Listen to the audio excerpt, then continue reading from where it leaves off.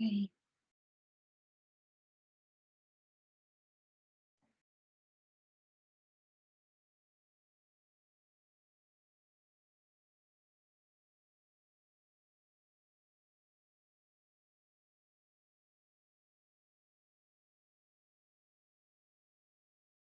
Muy bien, vamos a empezar con la clase de errores y métodos del metabolismo.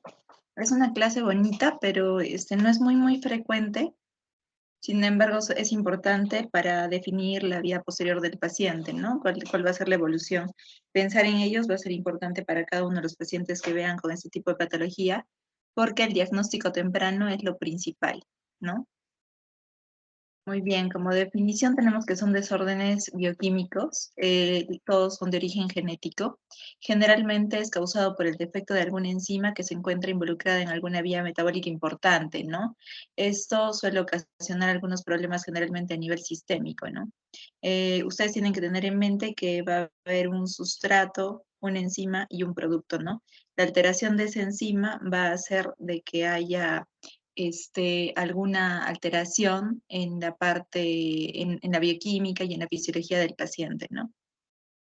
La mayoría de estos casos suelen ser monogénicos, son la mayoría con herencia autosómica recesiva y pocas son ligadas al cromosoma X, ¿no? Por eso es importante también el preguntarle a la mamá si ha tenido abortos a repetición, si ha tenido antecedente de algún hijo que haya fallecido sin ninguna causa específica o determinada, ¿no?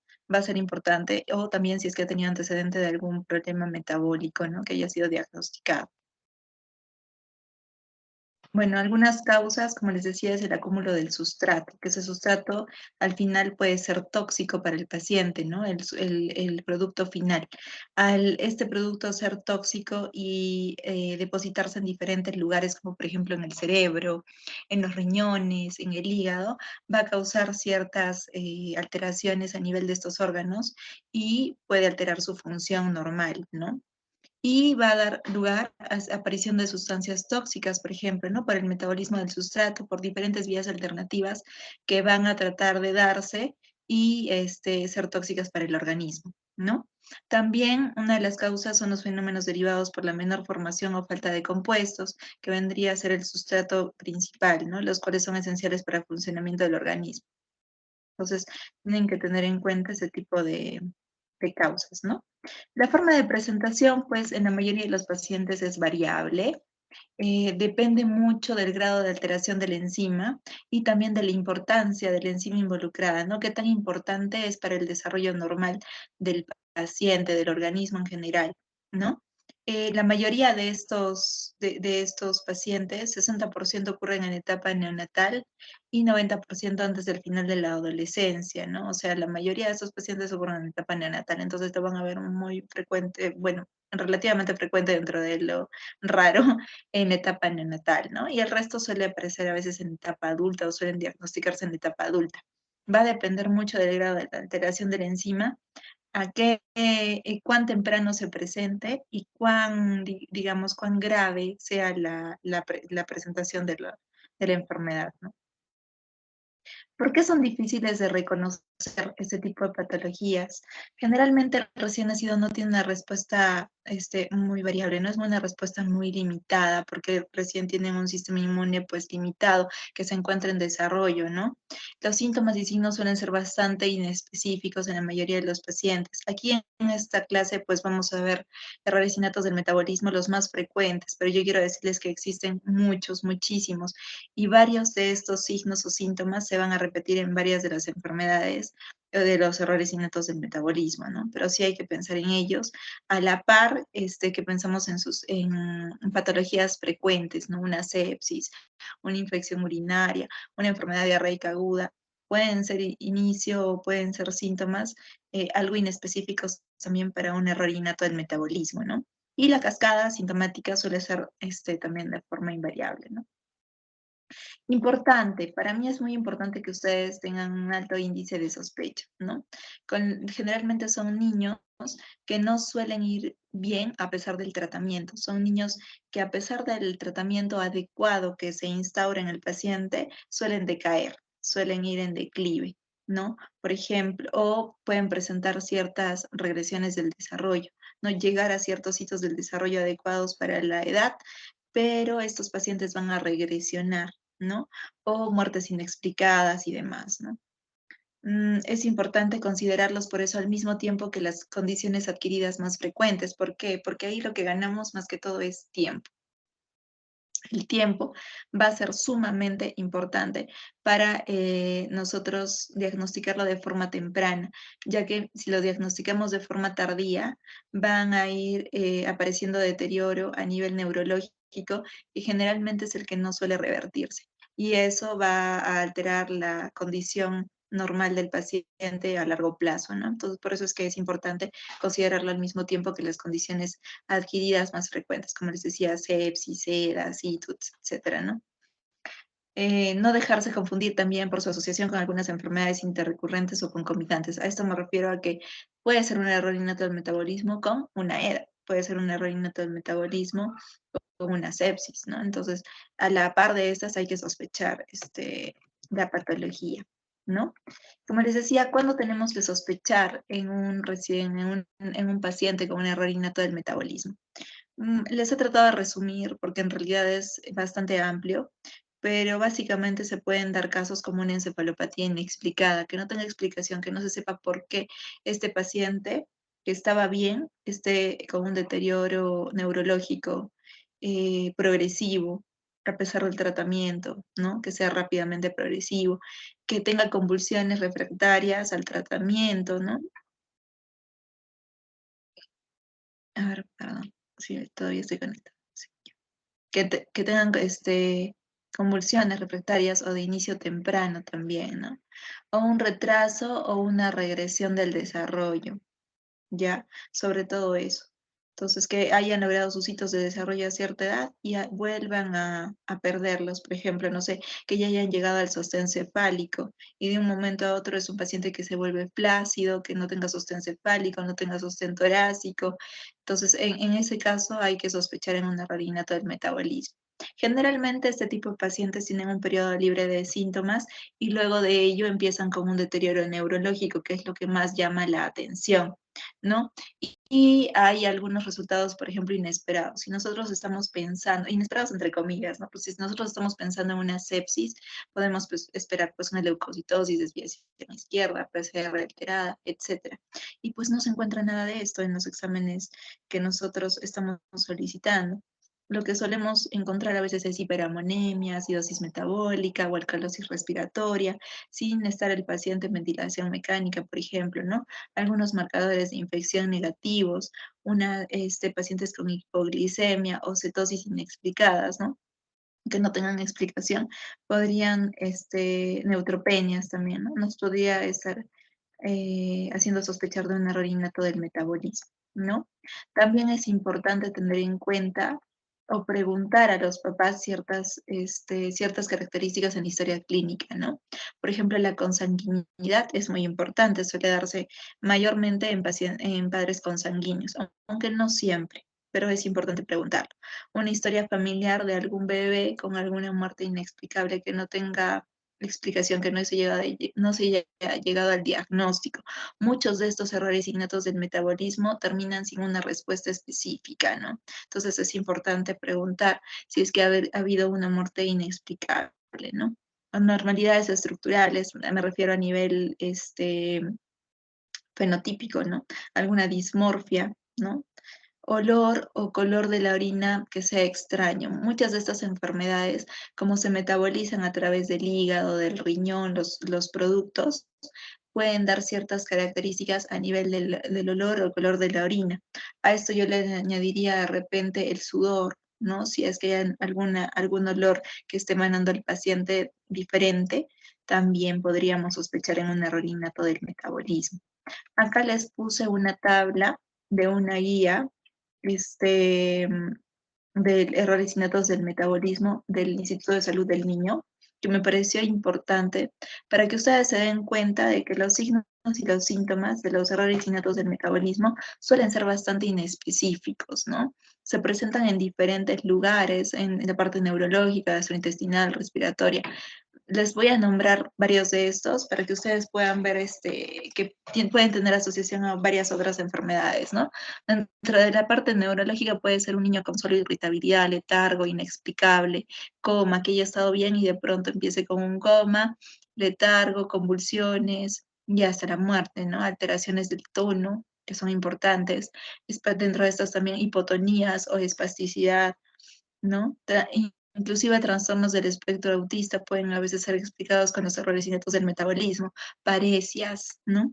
En la parte gastrointestinal podemos ver pacientes con solo rechazo al alimento, vómitos, dolor abdominal, a veces colestasis, hepatomegalia. Generalmente esto es frecuente dentro de los errores innatos del metabolismo porque es una vía de metabolismo, ¿no? De los productos del sustrato, ¿no? Falla hepática, insuficiencia pancreática, esplenomegalia. Dentro de la parte respiratoria podemos encontrar pacientes con taquipnea, polipnea, hipoventilación o apnea, ¿no? En la parte cardíaca, arritmias, miocardiopatías, cardiomegalia. De la parte ocular, sí me gustaría resaltar las cataratas, ciertas opacidades corneales o algunas manchas rojo cereza que se puede evaluar, ¿no? Tosis incluso, ¿no?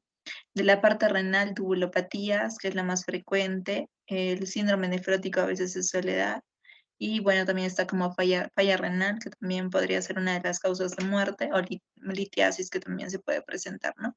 Por el acúmulo del sustrato o del producto. De la parte endocrinológica, muy frecuente la hipoglicemia, más que la hiperglicemia, pero ambos pueden verse alterados dependiendo de la patología. Ambigüedad sexual también podría estar presente, e hipogonadismo, ¿no? No olvidar aquí la diferenciación con este, en la ambigüedad sexual con otro tipo de patologías, ¿no? En la parte hematológica, muy importante aquí la neutropenia. Anemia también puede verse, trombosis, esplenomegalia o ciertos trastornos de coagulación que pueden observarse. De la parte cutánea, la mancha mongólica extensa, ectópica, la ictiosis, sobre todo hipopigmentaciones, alopecias pueden verse, ¿no? Muerte súbita o algunos episodios que puedan hacer pensar en que el paciente pueda presentar alguna muerte súbita, por ejemplo, las apneas, macrocefalia, dismorfias faciales, pezón invertido, ¿no? O retraso del desarrollo psicomotor, retraso mental. Entonces, todas estas, como pueden ver ustedes, son signos y síntomas raros, ¿no? O sea, inespecíficos que pueden darse en ese tipo de errores innatos del metabolismo. ¿Qué hacer cuando nosotros sospechamos de un error innato del metabolismo? Pues lo principal es aplicar el ABC, ¿no? El ABC y pensar y evaluar al mismo tiempo que los problemas comunes, ¿no? Es lo que se suele dar. Si es que es un paciente que está convulsionando o es un paciente que está con algún deterioro neurológico, lo primero que debemos hacer es el ABC, al mismo tiempo que aplicar el tratamiento y probablemente ver si es que el paciente no se tienen los resultados adecuados o el paciente va en un deterioro a pesar del tratamiento adecuado, instaurado de forma temprana, y el paciente no va bien, pues pensar en un error innato del metabolismo, ¿no? Dar una terapia de soporte, sobre todo de la hidratación, esto es muy importante porque como les decía, es un acúmulo del producto o del sustrato, ¿no? Entonces, son pacientes que se encuentran intoxicados, ¿no? Entonces, la hidratación enérgica es sumamente importante. Claro, con un VIJ adecuado, ¿no? Para ver la glucosa que les decía que estaba este, que podría verse alterada. Entonces, siempre es importante realizar los exámenes usuales. Si hay encefalopatía, muy importante dosar amonio, muy, muy importante. Y si es muy alta la sospecha de errores innatos del metabolismo, podemos utilizar algunos detoxificadores. Podríamos utilizar, digamos, podría ser tratar de liberar esos tóxicos, ¿no? A nivel del riñón, ¿no? La hidratación enérgica también podría ayudar.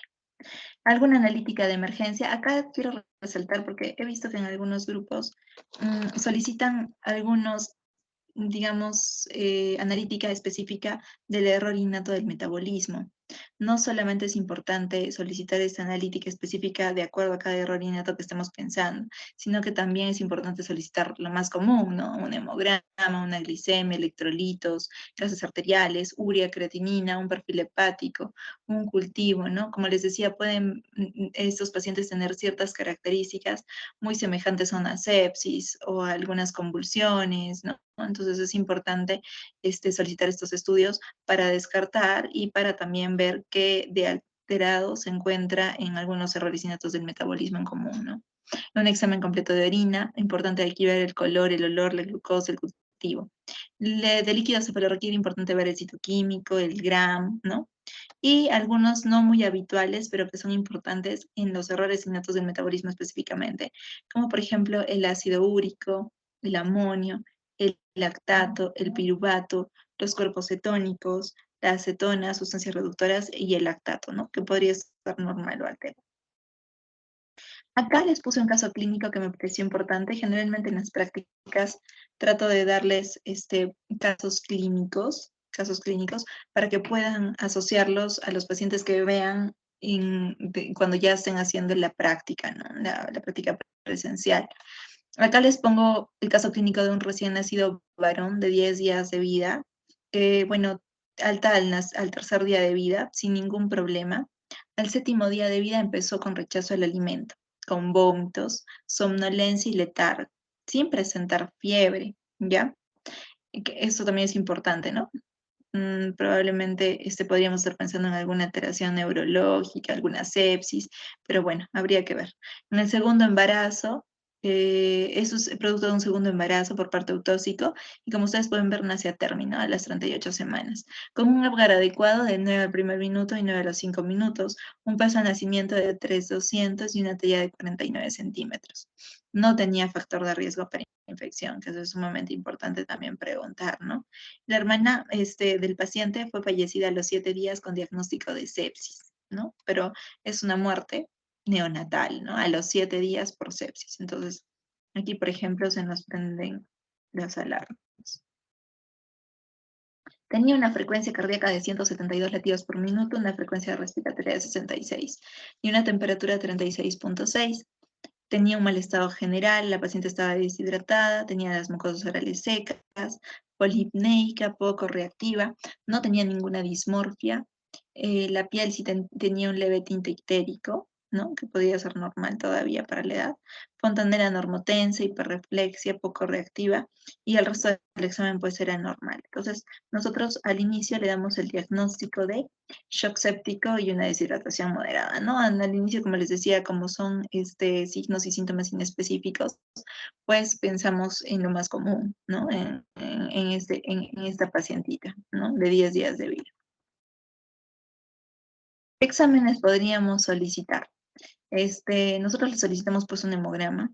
Con leucocitos encontramos en 12.800, abastonados 2%, con polimorfo nucleares en 72%. Una PCR de 0,5 negativa, glucosa normal, creatinina en 0,5 y urea en 4 también normal, ¿no? Líquido cefalorraquídeo también se le solicitó por el estado del paciente, que es importante, por ejemplo, ver las funciones lumbares normal. ¿Listo? El AGA sí tenía un pH alto, ¿no? De 7,53, una PCO2 de 25 baja, PO2 de 44, ¿no? Bicarbonato en 20,3, miren, sodio en 135, el cloro en 105, una glucosa en 121. Y el ácido láctico en sangre pues estaba fuertemente normal en 2, ¿no? Lo normal es de 0,5 a 2,5. Entonces podemos definir que este paciente se encontraba en una alcalosis respiratoria, ¿no? Se le pidió también un examen de orina, en la cual, básicamente para ver cetonas y también si había alguna infección urinaria, que podría ser la causa también, porque esos niños pueden presentar también vómitos a esta edad y presentar también con un cuadro neurológico, pues estaba negativo. Ya cetonas en orina también negativos, que es lo que nos interesa para un error innato del metabolismo. La TGO en 11 y la TGP en 163, ¿no? Entonces, ¿qué es lo que se hizo? Se le dio una rehidratación adecuada, antibióticos de forma adecuada, pensando en una sepsis. Sin embargo, el niño presentó un deterioro rápido, ¿no? Rápidamente entra en coma y rápidamente entra en ventilación mecánica, ¿no? Entonces, ahí rápidamente tenemos que pensar en alguna otra causa, ¿no? ¿Qué pasa si a este paciente le estamos dando una hidratación adecuada, le estamos dando antibióticos de forma adecuada, le hemos iniciado rápidamente el tratamiento? ¿Por qué este paciente no está yendo bien? ¿Por qué rápidamente este paciente está entrando en un coma y en ventilación mecánica? En ese caso, pues solicitamos amonio. Como les decía, en un deterioros neurológicos es importante y si lo vemos alterado, ¿no? Se hace un screening metabólico en la orina, el cual sale negativo, y en una cromatografía de aminoácidos en plasma también negativo, pensando en alguna renina del metabolismo frecuente, ¿no? Sin embargo, sale negativo, ¿no? Se le hace un tamizaje ampliado al paciente, porque todavía estamos en el tiempo. Yo no sé si ustedes han leído o han escuchado hablar del test de Guthrie o el test de Talón. El test de Guthrie o el test de Talón pues evalúa 4 enfermedades básicas, pero también hay otros tamizajes ampliados, ¿no? En cuanto al tamizaje ampliado, también están las alteraciones de la citrulina. Y aquí se pudo constatar, ¿no?, el aumento de la citrulina. Por eso es importantísimo también solicitar a estos pacientes, o en general a todos como tamizaje, ¿no? El test de talón, el test de Guthrie, que nos puede dar ayuda a diagnosticar algunos errores innatos del metabolismo. ¿Listo? Entonces, este tamizaje que se hace que ya se hace en Perú, salió alterado, el ampliado, con una determinación cuantitativa de aminoácidos en plasma alterada también, con el diagnóstico de citrulinemia, ¿no? Entonces, para llegar a este diagnóstico tenemos ciertas claves importantes, ¿no? Primero, el cuadro clínico, que no es un cuadro esperable pensando en lo que estábamos pensando nosotros, un shock séptico, una sepsis. Es un cuadro clínico que no ha ido bien a pesar del tratamiento, entonces nos tenemos que pensar en un error innato del metabolismo. Antecedentes familiares, sí, la muerte del hermanito, ¿no? Y también la alcalosis respiratoria inexplicada, ¿no? Ya que ese paciente no tendría por qué tener una alcalosis respiratoria, no se encuentra en ventilación mecánica, ¿no? Dentro de la gasometría, pues, importante la alcalosis respiratoria. Como les decía, en un recién nacido encefalopático sin ventilación mecánica, nos debe llamar la atención la alteración, ¿no? El amonio elevado también. El amonio elevado lo que hace es estimular el centro respiratorio, ¿no? Y por eso es importante solicitar amonio, aminoácidos cuantitativos según sea el caso específico, ¿no? Entonces, la hiperamonemia, en el caso de estos pacientes, es una emergencia médica, ¿no? ¿Nos va a ayudar en el diagnóstico de errores innatos del metabolismo? Pues sí, ¿no? Generalmente aquí les pongo el amonio normal en recién nacidos a término, en recién nacidos por término, más allá de los 28 días para tener en cuenta, y también en condiciones anormales, porque cambia, ¿no? En un recién nacido enfermo, por ejemplo, también puede cambiar, ¿no? Pero no más allá de esto. ¿Ya? Una hiperamonemia significativa, pensamos rápidamente en un recién nacido con más de 150 micromoles por litro, ¿no?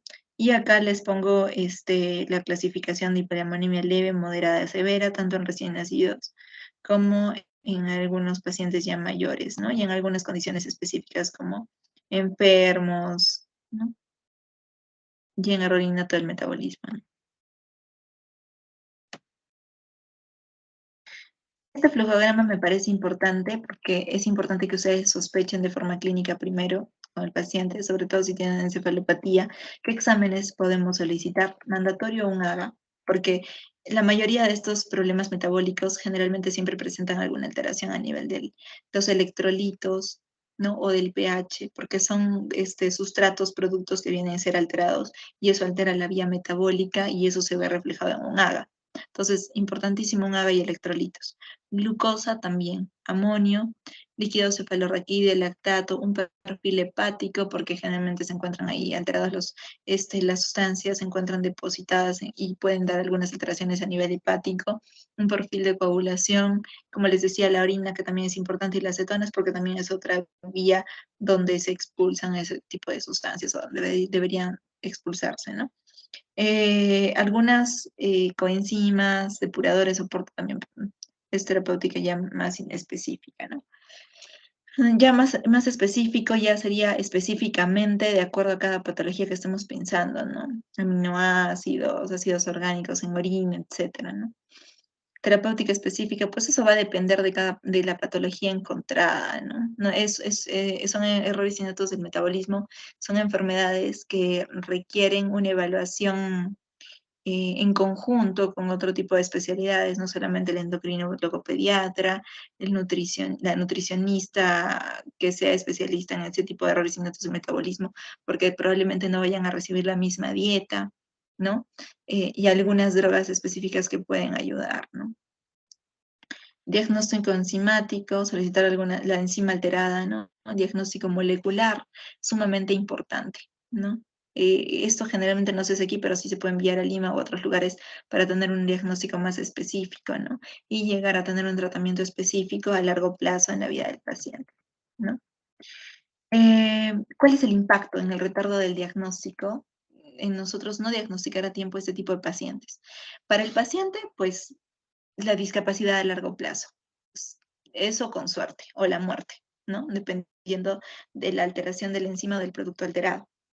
Y para la familia es muy importante llegar al diagnóstico, así el paciente no se vaya a conseguir que el paciente viva por la alteración, ¿no? ¿Para qué? Para futuros embarazos, también quita la posibilidad de asesorías genéticas si es que no se diagnostica o de acceso al diagnóstico prenatal. Imagínense que al paciente se le diagnostica con una galactosemia pero fallece. Entonces, ya la familia puede tener eso como arma para sus siguientes embarazos, para tener un diagnóstico prenatal o para ya instaurar el tratamiento específico al bebé que vayan a tener posteriormente, ¿no?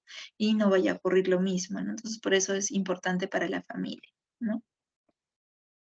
¿Cuáles son los diagnósticos diferenciales? Pues son varios en realidad, ¿no? Algunos de los más comunes, pues es la sepsis, el shock séptico, ya que suelen presentar así, meningoencefalitis, encefalopatías, enfermedades con acidosis metabólica, síndromes convulsivos, sobre todo síndromes convulsivos que son refractarios al tratamiento, ciertas disfunciones hepáticas, desórdenes con cetoacidosis, hipoglicemias, cardiopatías, el síndrome de Reye, por ejemplo, ¿no?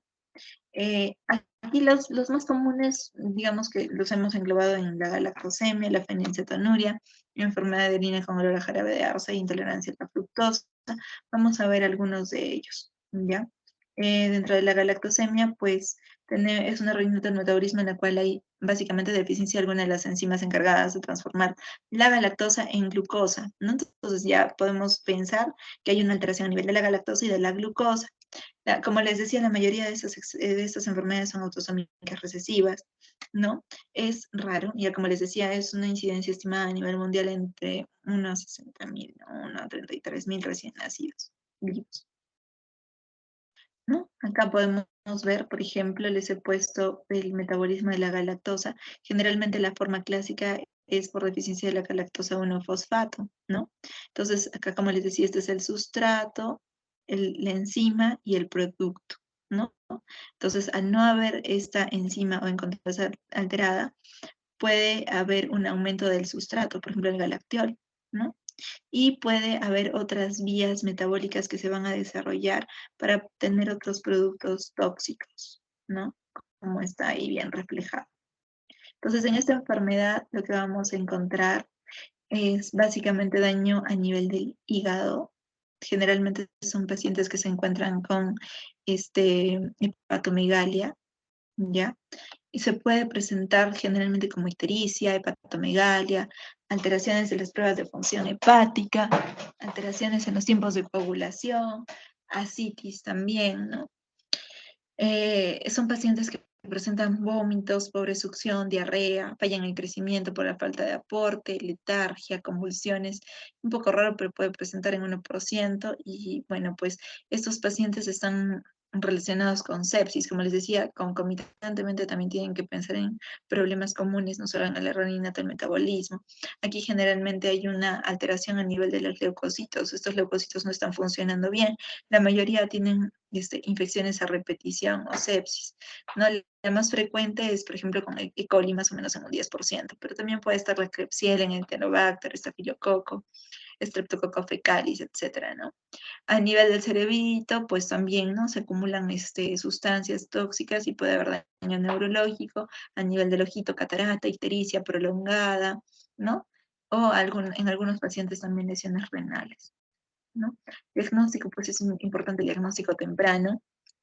Como les decía, ya hemos visto pues la parte de la parte de la clínica.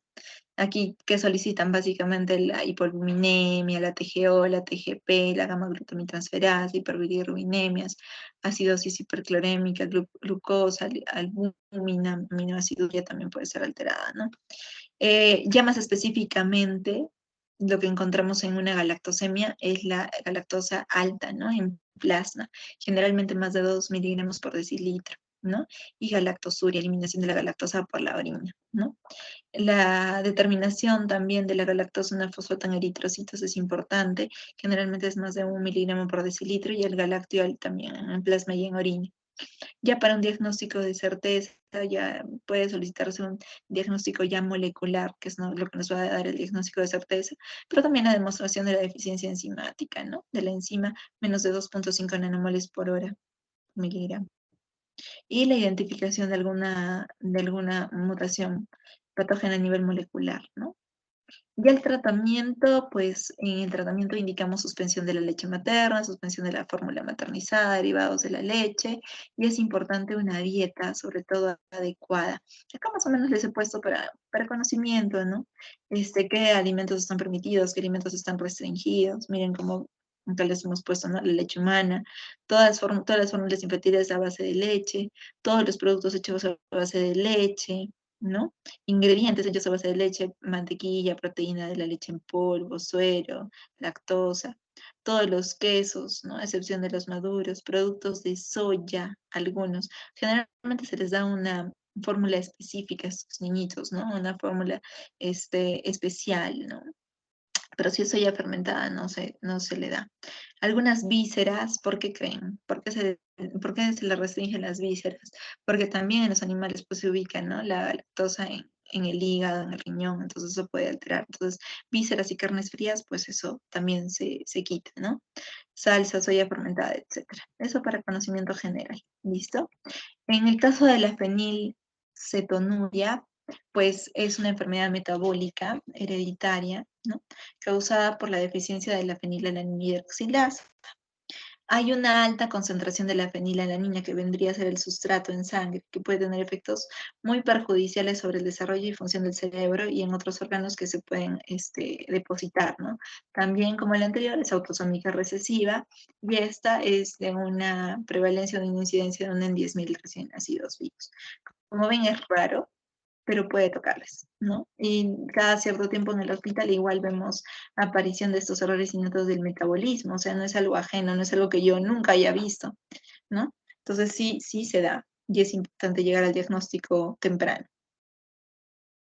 Acá, por ejemplo, les puse una clasificación, ¿no? De acuerdo a la enzima, como les decía, pueden estar diferentes enzimas alteradas para el diagnóstico de la fenilalanina. Eso en general. En cuanto a la clínica, la mayoría de estos niños suelen ser niños sin patologías, ¿no? Que es como se suelen presentar este tipo de errores innatos del metabolismo, que presentan retardo en el crecimiento. Una característica física es que tienen la piel muy blanca y los ojos azules y los papás no. El olor característico que es importante también para más o menos determinar qué tipo de patología puede ser. El olor a moho o a ratón es por el ácido fenilacético que se desarrolla que hay en exceso también, ¿no? También puede haber vómitos, irritabilidad por concentración de estos sustratos o disminución de la enzima a nivel del cerebrito, retraso o regresión del desarrollo, retardo mental, ciertas convulsiones musculares, sobre todo tónico-clónicas o espasmos que se suelen dar en bebés, microcefalias e hipertonías. ¿Listo? El diagnóstico de la fenilcetonuria, bueno, aquí les pongo, por ejemplo, el diagnóstico antes del mes de vida, ¿no? Que es importante, ¿por qué? Porque previene el daño neurológico, es el test de talón o el test de Petrie. Acá les estoy presentando una pequeña foto en la que se le está tomando, pues, el test del talón a uno de los bebés, ¿no? Esto se realiza en el MINSA y en el Salud, ya se realiza aquí en el Perú.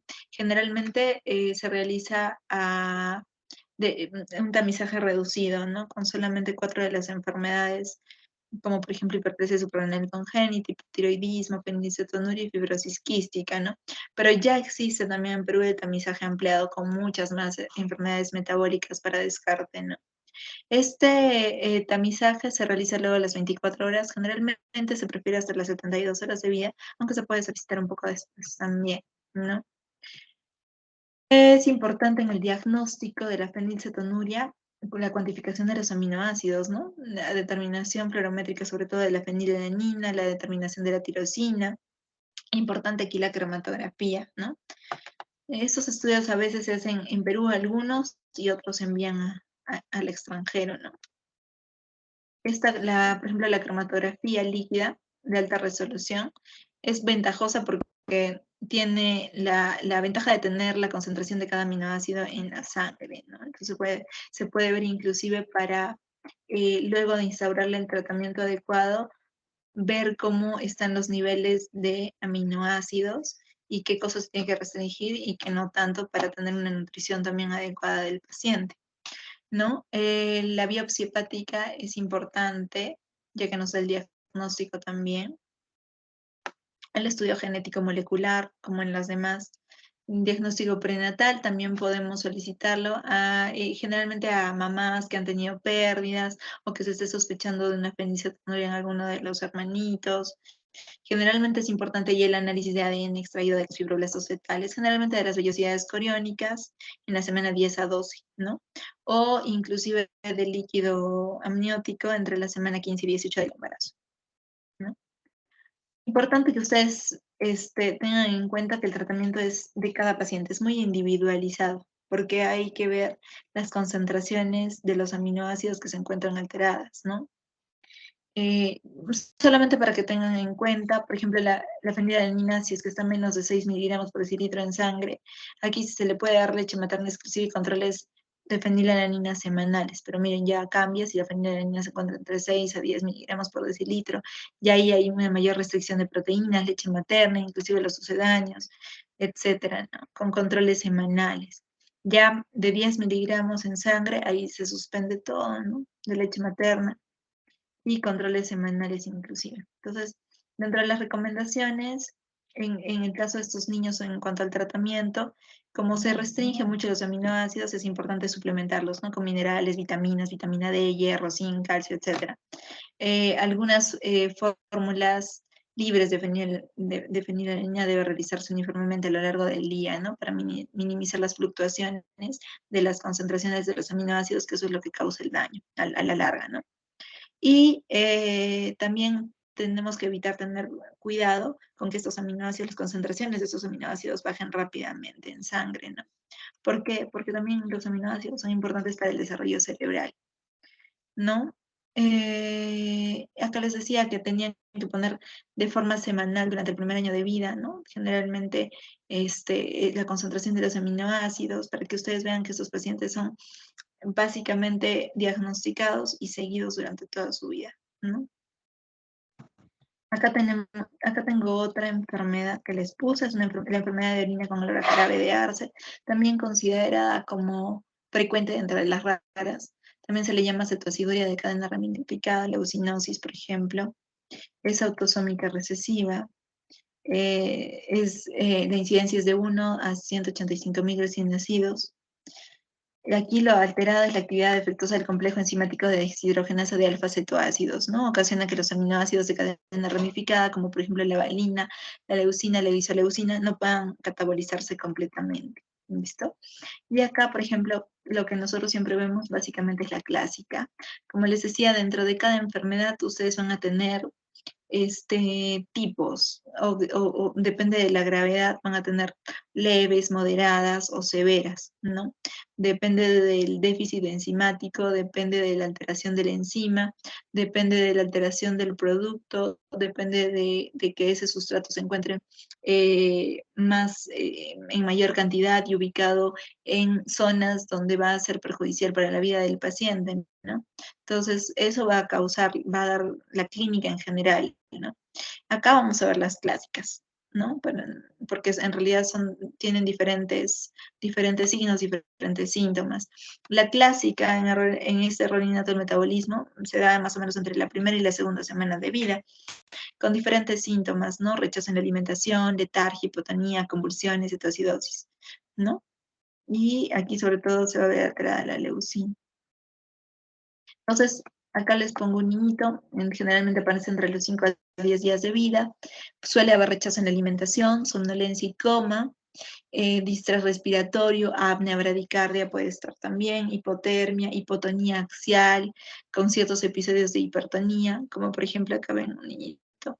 Generalmente este niñito deberían estar las piernitas pues más flexionadas, acá se le ve un niñito pues más plácido, ¿no? Puede llegar inclusive a la pistótonos, inclusive a la hipertonía. Se desarrolla edema cerebral, fontanela bombada también podría presentarse. ¿Listo? Entonces, para el diagnóstico es importante la cromatografía de intercambio iónico o electroforesis, los valores, como son aminoácidos, los valores de leucina, isoleucina y valina, también que generalmente se encuentran altos, no solamente en sangre, en orina, sino también en líquido cefalorraquídeo. En la mayoría de estos niños, como presentan cuadros neurológicos, debemos solicitar la punción lumbar, ¿no? Líquido cefalorraquídeo. Los valores normales aquí les pongo de cada uno de los aminoácidos, de leucina, isoleucina y de valina para que lo tengan en cuenta, ¿no? Y algunos estudios enzimáticos confirmatorios, ya midiendo la leucina en fibroblastos, ¿no? O en linfoblastos, o ciertos estudios moleculares. Siempre el estudio molecular va a ser un diagnóstico confirmatorio. ¿Ya? Si yo les pregunto eso, ¿cuál es el diagnóstico confirmatorio de cada uno? Pues generalmente es un diagnóstico molecular y uno que otro pues tiene algún estudio enzimático específico, ¿no? Que habría que tener en cuenta, ¿no? El tratamiento, básicamente medidas de desintoxicación, ¿no? Generalmente estos pacientes que tienen un deterioro rápido, hay que retirar rápidamente los tóxicos acumulados. Entonces, para ese tipo de pacientes se puede indicar una diálisis peritoneal, una hemodiálisis o una exsanguíneo transfusión rápida, ¿no? Aparte de la hidratación adecuada, que es parte de una medida de desintoxicación, ¿no? Evitar el catabolismo de los tóxicos y favorecer el anabolismo, ¿no? Ya para la fase de mantenimiento, una concentración de leucina entre 200 y 700 es lo adecuado. En lactantes y niños se espera inclusive menos de 200. Y es muy importante la dieta en esos pacientes, ¿no? Y el tratamiento conjunto con la nutricionista, ¿no? Administrar fórmulas generalmente con proteínas hidrolizadas, sin presencia de leucina, valina, isoleucina, va a ser el tratamiento adecuado. Y por último, ya para terminar, tenemos la intolerancia a la fructosa, ¿no? La cual también es autosómica recesiva. Generalmente se da por deficiencia de la enzima de la fructokinasa, ¿no? La deficiencia también de la aldolasa B también, que esta es la que generalmente ocasiona la intolerancia hereditaria a la fructosa, ¿no? Y esta es la que va a dar los síntomas, ¿no? Aquí se van a dar los síntomas cuando se empieza a introducir azúcar en la dieta. Y apenas empiece a introducirse el azúcar, empiezan a presentar náuseas, vómitos, palidez, sudoración, temblor, letargia, convulsiones, ictericia, cierto rechazo en el crecimiento, hepatomegalias, ¿no? Edema, citis, sangrados, ¿no? Ya para la intolerancia a la fructosa, generalmente tenemos una hipoglicemia básicamente refractaria. El lactato suele ser alto, acidosis metabólicas severas, con pH inferior a 7 inclusive, aumento del piruvato, alanina, cuerpos cetónicos, ¿no? Diagnóstico sospechoso, generalmente al encontrar la fructosa en la orina, ¿no? Nosotros solicitamos un examen de orina y encontramos la presencia de fructosa. Y ya confirmatorios, generalmente, como les decía, medir la actividad de la enzima. Aquí la podemos medir específicamente de esta enfermedad en hígado, intestino y riñón, ¿no? Y los estudios moleculares, ¿no? ¿Se puede solicitar una biopsia hepática? Sí, pero también el estudio molecular pues evita que se tome una biopsia del hígado, aunque aquí sea solicitado. Intolerancia a la fructosa, bueno, al final, ya para el tratamiento, tenemos que tener un tratamiento precoz en cualquiera de los errores innatos de metabolismo, pues siempre va a dar buenos resultados para evitar que haya alteración a nivel neurológico y de otros órganos, ¿no? La dieta adecuada y personalizada en cada paciente diría que es algo bastante común en todos los errores innatos del metabolismo. Y específicamente de la alteración en la fructosa, consiste en mantener concentraciones de glucosa en plasma y suero entre 70 a 120 miligramos por decilitro, ¿no? Generalmente postprandial, evitar ayunos prolongados más de 5 a 7 horas. Y para recordar finalmente estos errores innatos del metabolismo o detectarlos tempranamente nos van a ayudar para que este paciente no tenga un deterioro neurológico a largo plazo, para que en su vida diaria pues no vaya a ser una persona, un niño normal, ¿no? La mayoría de estos son hijos de padres y familias sanas, ¿no? Por ser condiciones recesivas ligadas al cromosoma X, por eso es que hay que tenerlos en cuenta al presentarse con otro tipo de patologías.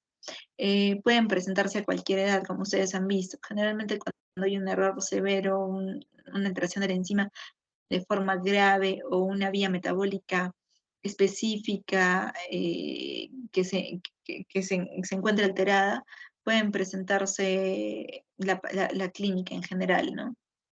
Puede presentarse a cualquier edad. Generalmente se presenta en neonatos cuando el error innato del metabolismo pues más severo, ¿no? Y como les decía, es en la mayoría de ellos. Los signos o síntomas no son una enfermedad ni un diagnóstico. Ojo, algunos me han puesto en las prácticas diagnósticos sindrómicos, ya están en quinto, ya tienen que estar asociando estos diagnósticos sindrómicos o signos y síntomas para dar un diagnóstico final, ¿no? Entonces es importante. Entonces los signos y síntomas no son una enfermedad ni un diagnóstico, ¿ya? Frente a un paciente como por ejemplo una encefalopatía, siempre es importante la determinación del amonio plasmático, inclusive antes de realizar una punción lumbar, nos puede ayudar muchísimo, ¿no? La alteración de este amonio, sin que esté en ventilación mecánica, el paciente nos debe hacer pensar en un error innato del metabolismo, ¿no? Durante la emergencia debe brindar atención al paciente, ¿no? A esto me refiero a que son pacientes que como la sintomatología es tan inespecífica, que digamos les llega a la emergencia solo con vómitos, convulsiones, etcétera, tratar la emergencia. Si vemos que no va bien, pensar en todo lo que se puede solicitar para descartar un error innato del metabolismo, ¿no? Pero la mayoría es tratar la emergencia. Y otorgar asesoría a la familia, ¿no? Para eso es importante el diagnóstico también de pacientes que no llegan a vivir, ¿no? Y para recordar finalmente, no por ser una enfermedad poco frecuente es menos importante. Con que diagnostiquen un paciente con este tipo de reinato del metabolismo a tiempo, ya va a ser importante para este paciente y para su familia, ¿no? Y qué valioso es eso. Y el diagnóstico temprano de un niño, por ejemplo, con algún error innato del metabolismo, va a ser determinante en su vida, ¿no?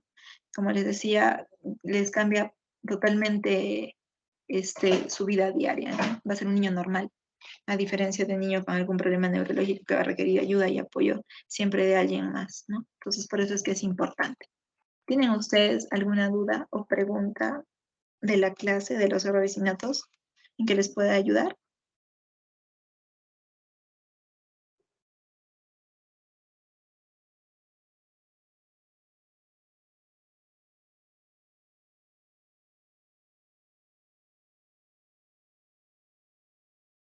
Chicos, ¿me han escuchado? Todo claro, doctora. ¿Sí? Ya. Ok. Entonces las dejo con la doctora Roxana, que les va a dar la segunda clase.